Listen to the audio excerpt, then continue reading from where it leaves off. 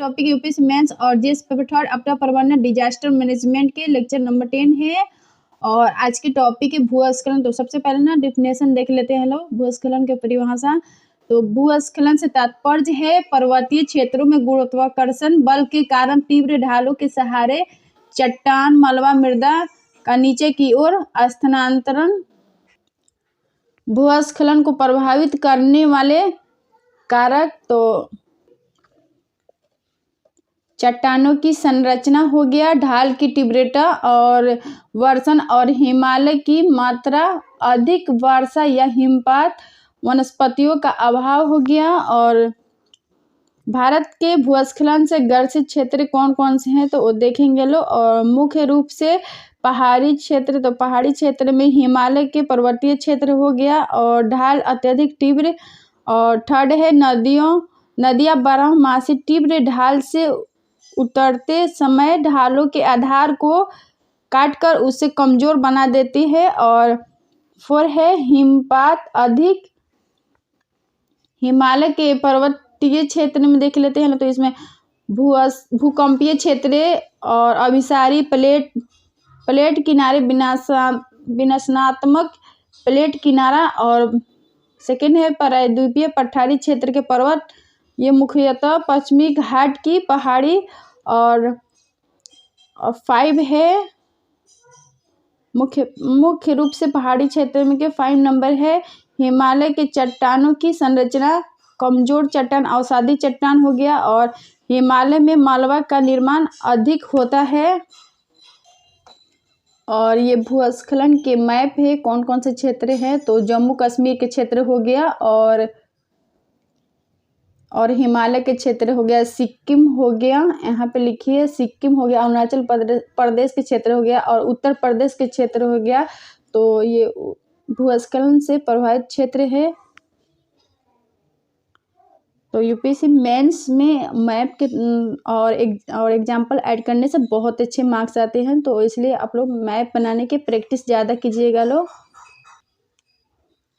भूस्खलन प्रभावित क्षेत्र भारत में ये 2 प्रकार के होते हैं, जैसे हिमालय के क्षेत्र हो गया और पश्चिमी घाट हो गया। इस हिमालय के क्षेत्र में भूकंप अधिक और हिमपात अधिक वर्षा हो गया, मूसलाधार वर्षा हो गया, नदी तीव्र ढाल से बहती है और हिमालय के पर्वत तीव्र ढाल और कमजोर अवसादी चट्टानों की परत से निर्मित। और पश्चिमी घाट की पश्चिमी ढाल अत्यधिक तीव्र है क्योंकि यहाँ एक भ्रंशीय कगार है। और सेकंड है भारी वर्षा।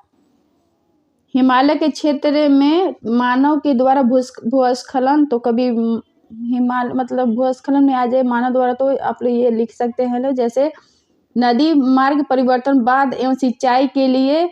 और सेकेंड है बांधों का निर्माण। और थर्ड है सड़क एवं रेलवे मार्ग का निर्माण। और 4 है खनिजों की खुदाई। और 5 है चट्टानों को काटकर टनल का निर्माण। और 6 है नवीनीकरण झूम कृषि के कारण। पश्चिमी घाट में भूस्खलन के कारण तो कोंकण रेलवे के निर्माण के पश्चात भूस्खलन की गतिविधियां कई गुना बढ़ गई है। और नवीनीकरण शहर बसाने के लिए और यहाँ पे खानों को विस्फोट करके और उड़ाते वक्त आसपास की भूमि के धंसने की संभावना बढ़ जाती है, जैसे कि छोटा नागपुर की पहाड़ियाँ। कुछ उदाहरण हैं, जैसे मालवा भूस्खलन 1998 उत्तराखंड पूरा गांव नष्ट हो गया था। और केदारनाथ 2013 उत्तराखंड मंदाकिनी नदी के तीव्र कटाव के कारण। जोशीमठ 2022 उत्तराखंड, यहाँ पर भी भूमि धंस रही थी। और भूस्खलन के प्रभाव में जैसे सामाजिक प्रभाव हो गया, आर्थिक प्रभाव हो गया और पर्यावरणीय प्रभाव हो गया। भूस्खलन के सामाजिक प्रभाव में देख लेते हैं तो प्रवासन हो गया और हर एक गांव नष्ट होने के कारण दूसरी जगह प्रवासन के लिए मजबूर। और उदाहरण के लिए जैसे लद्दाख 2011 में और केदारनाथ 2013 में और जोशीमठ 2022 में।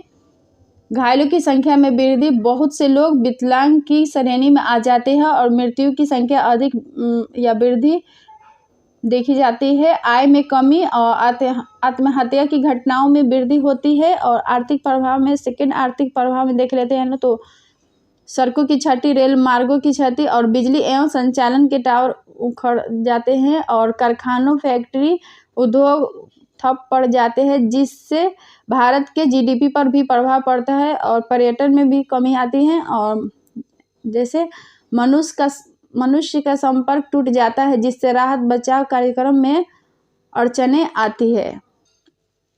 पर्यावरणीय ठंड है, पर्यावरणीय प्रभाव तो नवीनीकरण और जैसे जैव विविधता में कमी और मृदा का ह्रास और कृषि की उर्वरता में कमी और भूस्खलन में नदी मार्ग परिवर्तित हो जाते हैं, जिनसे बाढ़ आने की संभावना बढ़ जाती है।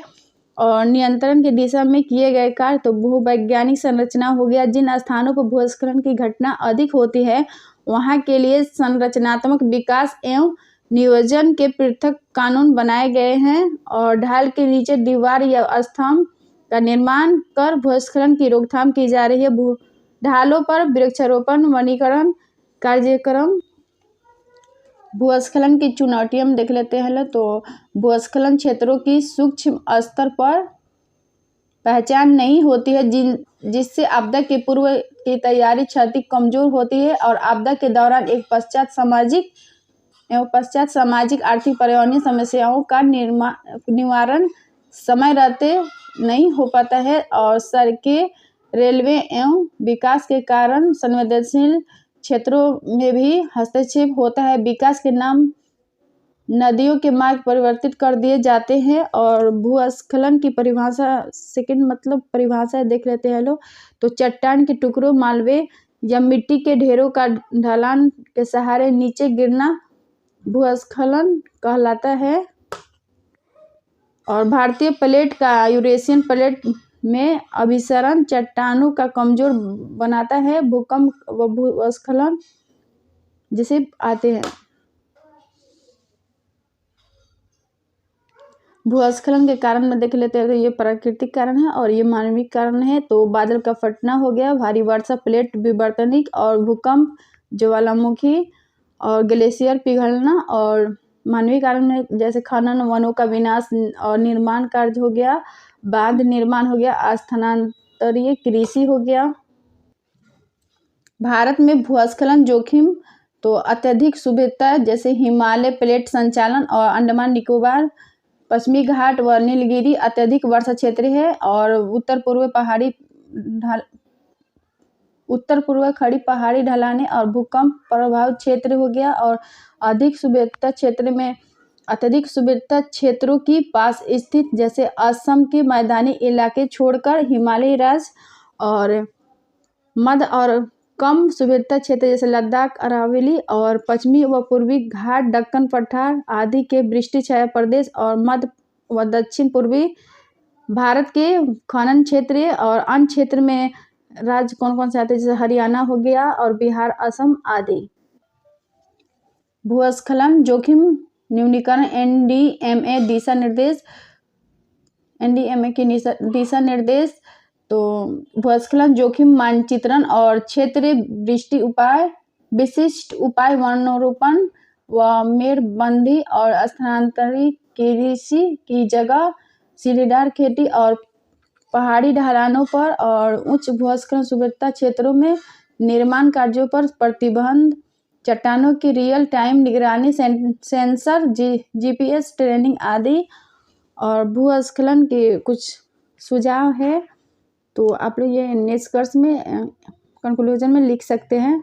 जैसे सूक्ष्म स्तर पर भूस्खलन प्रभावित क्षेत्रों की पहचान की जाए, नदियों के मार्ग के साथ हस्तक्षेप न हो और भूस्खलन संवेदनशील क्षेत्रों में कानून बनाकर विकास के कार्यों की रोकथाम की थी। विस्फोट पर रोकथाम, कटाई के लिए सबसे उपयुक्त तकनीक का प्रयोग और अनिवार्य बीमा की सुविधा प्रदान करना, सामुदायिक जागरूकता, प्रशिक्षण एवं तैयारी पर बल, निचले स्तर तक आपदा प्रबंधन मजबूत करना और प्राथमिक चिकित्सा उपकरणों की उपलब्धता होनी चाहिए। तो आज ये टॉपिक था भूस्खलन के, तो ये कंप्लीट टॉपिक है। और अगर वीडियो पसंद आए तो लाइक शेयर एंड सब्सक्राइब कर दीजिएगा। Thank you.